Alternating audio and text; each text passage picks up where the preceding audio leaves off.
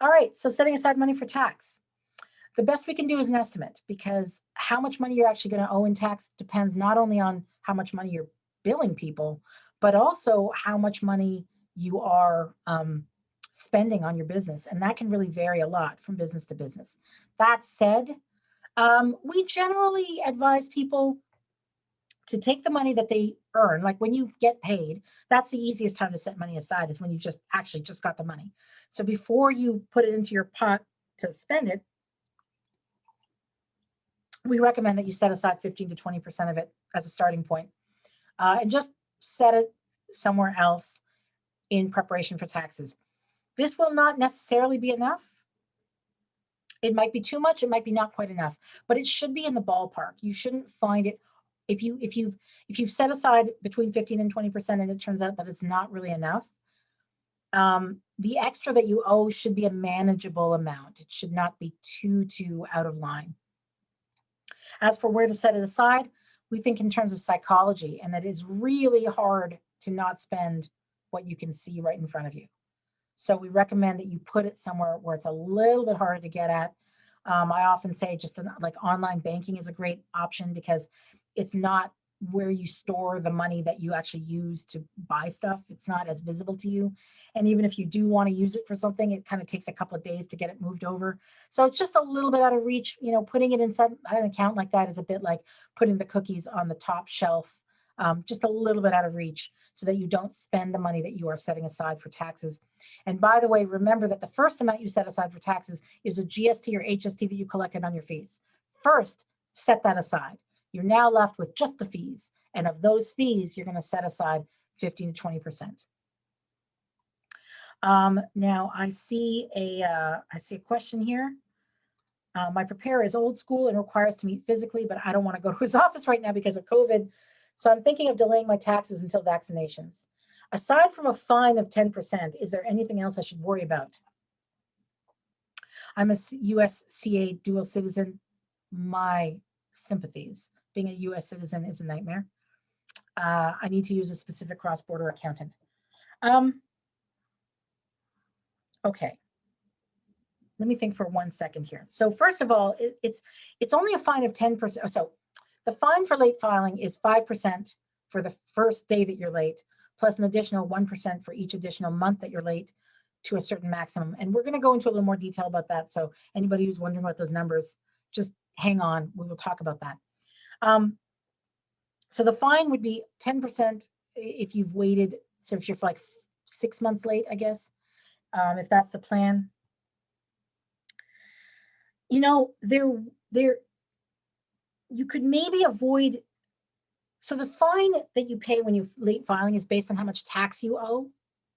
So what you could do, if you have an idea of how much tax you're going to owe, is go and pay an installment right now. And make sure it goes into your installment account for 2020. This may require making an installment payment and calling CRA to make sure that it's in the right account. Do it before April 30th, because essentially that installment account will be applied against your tax bill whenever you file. If you've already paid your taxes, there's no fine. So if you have an idea of what you're going to owe, and remember that if you overestimate, if you pay an installment that you think is what you're going to owe and it turns out to be too much, you're going to get a refund. So go ahead and do it. So one thing I would say, if you don't want to pay that fine and you've got the money for your taxes, give it to the government right now. Make sure that you are paying it into the correct account. If you put it in the wrong account, not the end of the world, but you're going to have to do a little bit of jigging around to get it moved, because you're going to have to call CRA and ask them to move it. It's a bit of a pain. So make sure that it's not a payment on filing, not a prior year's owing, that's for old tax bills, not an installment for 2021. You're going to try to get in one last installment for 2020. If you make a regular installment of payment, it is probably going to go into installment for 2021. So you're going to have to follow up with CRA, confirm where it went, and say you want it moved to 2020. And that way it will actually carry right through. You will owe little or nothing when you finally do file that tax return, and there will be little or no fine. So that's what I really recommend. Is prize money from competition treated the same as grants? Yeah, pretty much. I mean, obviously, they give you the prize money. They don't get anything like in return from you other than, I guess the happy feeling of a job well done. So yeah, it's treated like grants. Do you need to keep the GST amount and the amount you set aside for taxes in separate places? No, you don't. I mean, we're just talking about money that is not going to stay with you. So just throw it all in one pot. That's fine. When all is said and done, if your estimates have been decent, your record keeping has been decent, you're going to find that the two bills that you get, one bill from GST people and one bill from the income tax people, and you're going to find that you have the money for it. That's the purpose of setting it aside, right? You're not setting it aside to make something easier for CRA or anything like that. You're just setting it aside so that you don't spend it. So it can all be in the same place. Put it in a pillowcase if you want. Doesn't really matter. How do you make sure it's the right amount? Well, if you start with an estimate of 15 to 20%, and then you file your taxes and see how close you got. And then next year you change your set aside amount for your best possible guess. So we don't know. There is no way to be sure until you file your taxes. That is when you find out exactly how wrong you were. If you're worried about owing, set aside a little too much. If you're worried about day-to-day living, you can start with a bare minimum of 15%, but I will say that if you owe tax at the end of the year and you haven't set enough aside, or worse, if you haven't set anything aside, as hard as it may be to set anything aside, especially in a low income year, I promise that finding the tax money at the end of the year is harder. And I mean that, and I'm not being moralistic here, I'm being realistic.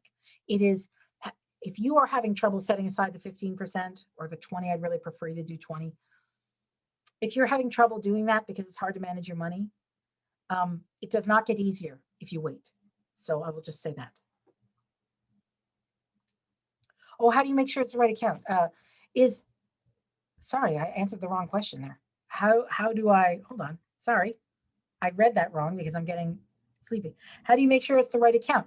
If there is no right account, the right account is whatever account will let you put your money somewhere where you don't spend it. For some people just leave it in their main account and they're just aware of exactly how much money there doesn't belong to them. But that is asking for a lot of mental energy and a lot of sort of on-the-fly math constantly that I think is just too hard.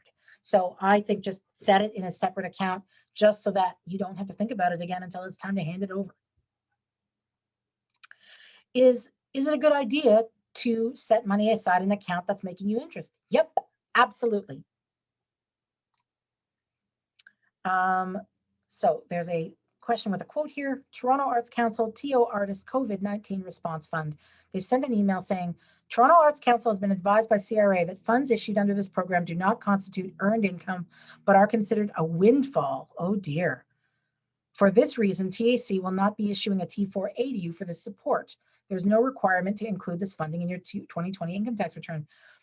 That sounds to me like a special rule for 2020. It's a COVID-19 thing.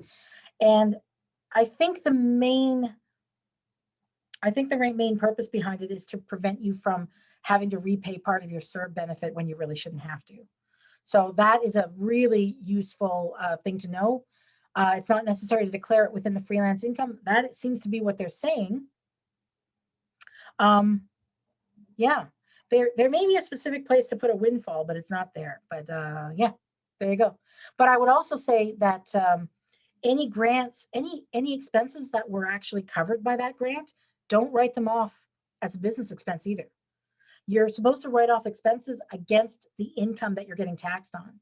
If the income is not being reported, it's not being taxed, then you can't write off the expenses for that income either. So just be aware of that. It looks like this is specifically saying do not report it on your tax return, or at least don't report it as earned income. If that is the case, also do not write off the expenses relating to it because you can't.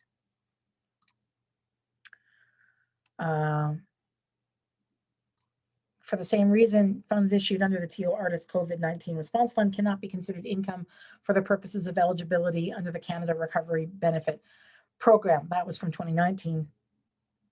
And this is only this is only to the specific response fund. Okay, so the response fund, I think, was a helper fund, not really a project grant fund. So it sounds like the project grants are still being reported the usual way. It's just this COVID response fund, which sounds like it was sort of an intended a helper fund, not a grant. So not a grant for artists. So yeah, the grants are the typical grant. The special recovery fund is treated differently. Very useful. Okay.